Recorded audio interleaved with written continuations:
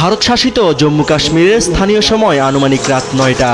বিকট বিস্ফোরণে কেঁপে ওঠে সীমান্ত এলাকা। এমনকি জম্মু শহরের ব্যস্ততম বিমানবন্দরের কাছে বিস্ফোরক বস্তু আছড়ে পড়তে দেখে আতঙ্কিত হয়ে পড়েন বাসিন্দারা।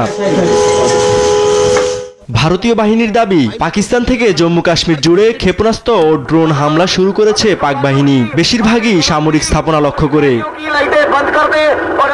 বিবিসি ও এনডিটিভির প্রতিবেদনে বলা হচ্ছে, স্থানীয়দের কেউ কেউ তাদের মুঠোফোনে সীমান্তের অপর প্রান্ত থেকে আসা ক্ষেপণাস্ত্রের ভিডিও ধারণ করেন। ভারতীয় বাহিনী তাৎক্ষণিক আকাশ প্রতিরক্ষা ব্যবস্থা সচল করে পাকিস্তানের হামলা নস্যাৎ করে দেওয়ার দাবি করেছে ভারতীয় সশস্ত্র বাহিনী।